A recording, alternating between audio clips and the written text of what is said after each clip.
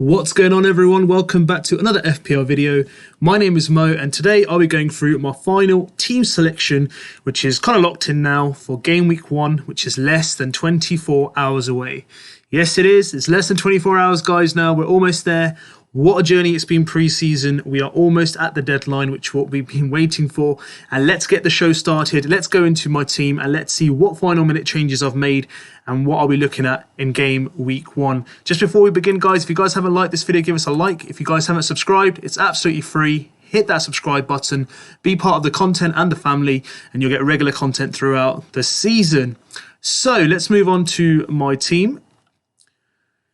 So I've moved away from the 5-3-2 formation, and it looks like I will be going for the 4-4-2 formation this season. Now, last season, I went for the 5-3-2, which was kind of I'd say, against the template, and it cost me dearly. One lesson that I really learnt last season was you can't win FPL in game week 1, but you certainly can lose it. So maybe I'm being a little bit less risk averse this season, but for me, I think I'm pretty content with the squad I've got. Most of the preseason I've been kind of debating 5-3-2, 4-4-2, but I've had a look at the squads and I've had a look at where I'm going to spread my funds, and I've had a look at, what the best kind of like effective way I can use my £100 million. So I've spent every single part of my budget already, and let's go through my squad and my thinking process behind it. So in goal, I'm sticking with Edison. So most of last season, as you guys know from my previous videos, I've mentioned I always like to have a premium keeper. I know he doesn't get many bonus points or anything like that because of shot stopping, but the main thing is he gets the clean sheet points, which is 4 points that you get. You get 1 point for every, I think it's like 3 saves that you make, but he doesn't need to worry about that because he's really quite good in terms of getting clean sheets. Always up there with Alisson completing for the Golden Glove. But, I want to double up on Man City defence because later on down the line, I do want to have a triple City up. So ideally, I do want to start with Edison in goal. There are alternative options I've looked at like Mendy, Ramsdale, but, for me, Edison kind of stands out and I do want to keep him like a keeper throughout the season. There has been a temptation to have both Leicester keepers, but I'm going to stick with Ward on the bench. If I ever need him or for bench boost, I can look at it down the line. But for now, I'm going to stay away from that 4 million kind of bandwagon and I'm going to keep Edison in my goal. At the back, I'm lining up with 4 defenders, not 5 this time, 4 of them. So we've got Trent, who's going to be playing against Fulham. Again, I have high expectations in terms of his kind of output this season. For some reason, I think he might even get to the 250 point mark this season as a defender. Now, the reason why I'm saying that is they've got Darwin Núñez. Now, his stature in terms of his height is amazing, and he can really use his physical presence. I know Mane's gone, but Liverpool in terms of Robertson and Trent can certainly kind of target him as the main man in the middle. So it's going to be interesting to see what value that adds to the wing backs in terms of their performance. But Liverpool, we know their fixtures opening are pretty decent, and they should be looking at hopefully maximising a good return. They're playing 2 of the promoted sides in the first 5 fixture games, and I think having Trent in the team is kind of essential. And I've not had a single draft this kind of pre-season without him being in there, and I have no intention to remove him from my squad unless, God forbid, he gets injured. But for now, he's in there and he's looking to stay for the season. Now, moving on back to Manchester City, I've got Cancelo. Again, decent fixtures, first 5 games. The West Ham game away is the first one, is the hardest, I think, out of the 5 games in itself. He's got high ownership as well. He's around the 40% mark in terms of the ownership he has at the moment. So we have to wait and see, can he be consistent as last season? Cucurella has gone to Chelsea, so there's no worries in terms of him coming in and Walker and, other defenders having minutes in terms of reduced. But I just think out of the defenders that are going to play and who are fit, I think Diaz and Cancelo are the 2 nailed defenders for me. So that's why I'm sticking with Cancelo in my back line. The third defender I've chosen is Reece James. So I just think he's insanely amazing to own. The kind of like the thrill I would get from owning this guy, and I think he will play wing back for Chelsea. I haven't seen any signings this season to kind of make me think he's not going to play there. I think he will, and he will reward you well. The thing with Reece James is he's one of those players that will kind of reward you for your patience. So he'll have blank weeks like 1, 1, 2, 3, 0, 25. So that is the kind of key thing that I'm looking at for him, is that big week. When I do own him, I really do want to take advantage, and I want to be able to take that slice of the cake because I wasn't able to do that last season. I always seem to miss it. So Reece James, and they've got good fixtures in terms of Chelsea, so I do want to have that coverage in my squad where I do have a Chelsea defender or goalkeeper. But Reece James it is, and I'm sticking with him in the back line. To less than 40% owned now. People are looking alternatively as more managers are joining the game. But I still think, once he does do well in one of the game weeks, people will get him into their squads.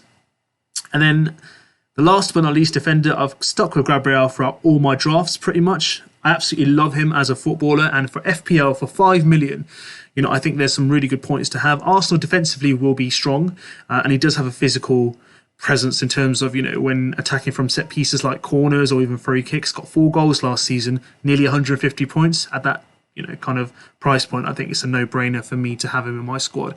So a nice 4 at the back squad I have, and I'm pretty happy with the defence there. Now moving on to the midfield itself. So obviously the king himself, King Salah, is in my squad. We're not going to talk about Liverpool fixtures again because we know that they are quite tempting to own all 3 Liverpool assets in whichever order you wish to kind of own them. So I've got Salah as my captain, and I can literally just say no more. He usually has a good first day of the season. Played Fulham a couple of seasons ago when they got promoted on the first day, I think, and had a really good game. So let's just wait and see what he can produce. And I hope he gets off to a good start. Over 90% of managers, I think, who own Salah will captain him. I believe that's the kind of community noises that are coming out. So if you are looking to go different, who knows, you might actually get a better rank if captains like Kane or Son or even De Bruyne play well in game week 1. My third Liverpool player is Luis Diaz. Now, all pre-season, I've had this debate with myself, even till late last night, early this morning, this afternoon, I was thinking to myself, Diaz or Robertson? Diaz or Robertson? It's just, for me, getting Robertson, he's a mil cheaper. But I just think it disturbs my back line because I don't want to lose any of the 3 defenders I own because I've spread my bets this year. I've not doubled up on anyone in the defensive line. Yes, I've got Edison and Cancelo, but I'm okay with that. But I don't really want to disturb those 3 defenders because I've got a good spread.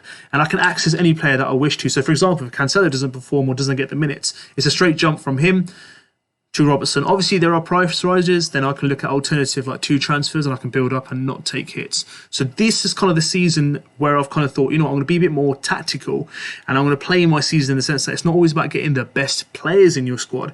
It's about how we can get the most effective players. And if we can see a trend forming, how can we get ourselves in the most simplest way to that player? Previously, I've had some weeks where in the season I've taken 6 hits, 5 hits, and I've ended up losing minus 16. And it's really damaging. Yes, you might get a good week the next week, but that can cost you your rank. And I think this season I want to be a bit more sensible, risk averse. I've had my fun. I think it's time to get serious and I should really think about who I'm going to have in my squad. And that's why I've gone for Diaz. I've been tempted to have Saka and have Robertson, but it just doesn't look like the balance I'm looking for, and I don't want to lose Reece James or Cancelo in order to get Robertson in. Yes, there will be phases where he does well, but what you need to remember, there might be a case where due to the 5 subs, Tsimikas might be rotated a lot more just to reserve his entry. That can apply to any other defenders as well. But for me, I think Robertson has a more solid kind of a replacement in terms of Tsimikas, where I think Klopp will back Tsimikas in some games as well. So we'll have to wait and see. I'm not at all saying that Robertson's minutes are limited, but I just believe that they have a decent replacement as a backup that can certainly cover him, and Klopp certainly backs Tsimikas from last season's performances as well. So Diaz comes in, I think he can perform. I think he didn't hit the stats that he wanted to hit last season. Still 7 returns in less than 1,000 minutes of FPL, and there's no Mane, and I'm getting a Mane equivalent for a Liverpool team who still have Salah and Trent for 8 million. I'm not going to base him on the Community Shield 1 game. He might have a bad start, but I've got alternative players I can really kind of look to move across to. You've got Maddison, Saka if I want to bring him in and change Martinelli or Gabriel or even Jesus. It doesn't matter. And then I've also got Maddison. Obviously his fixtures will get better as the first 3 games get out of the way, which are again very, very tough. And then you've got Mason Mount. You've even got Foden and Mahrez, so I can look alternatively if I need to. But for now, I'm sticking with Diaz. And the first game against Fulham does look indeed tasty from a perspective of a Liverpool attack. The next kind of midfielder I've gone is Neto. Now, I've talked about him in pre-season. I was looking at Fornells as well. But I think the tipping point for me was the injury to Jimenez. Now, that may affect the goals Wolves score. But for me, Neto, I think he'll get more opportunities. There's Ruben Neves.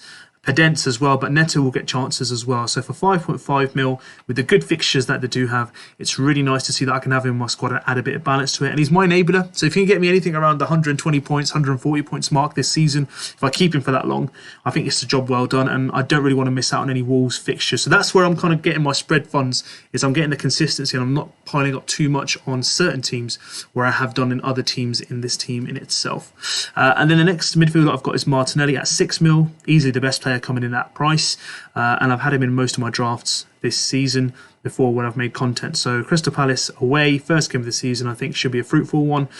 He's been not in the goals as much, but assists. He's got 3 of them in pre-season, and I think he can really do a good job and get Arsenal off to a very, very good start. Whilst we're on Arsenal, we can talk about Jesus. So I've got Jesus in my lineup, so that's my triple Arsenal: defence, midfield, and forward. So if they don't have a defensively good game and they can get something up front, great. I've got 2 of the attackers in my team, but alternatively, if they don't have a great game up front, I've got Gabriel to cover for a clean sheet if Ramsdale does well in goal. So I've got coverage there. He's owned by nearly 75% of managers. It's insane ownership for Jesus, but overall, quite happy to own him. I've had him in my drafts again since day one. Last but not least, the biggest question I've had all summer: Haaland or Kane? For now, it's going to be Kane. Most likely, I'm going to bring in Haaland for game week 2. I do want to wait and see how Haaland does against West Ham. It's not an easy fixture at West Ham away at the London Stadium, but they have done well there in previous seasons. But every day is not Sunday. We'll have to wait and see. Actually, the football match is on Sunday. So that wasn't the right quote to use. But what I'm trying to say is I do believe that Kane's kind of value at Southampton at home under Conte, it's just too good to miss. I just don't want to be behind the sofa on Saturday waiting for the score and just like kind of like thinking, I haven't got Son, I haven't got Kane. I want a bit of a slice of cake from Spurs as well, because I have no Spurs ownership.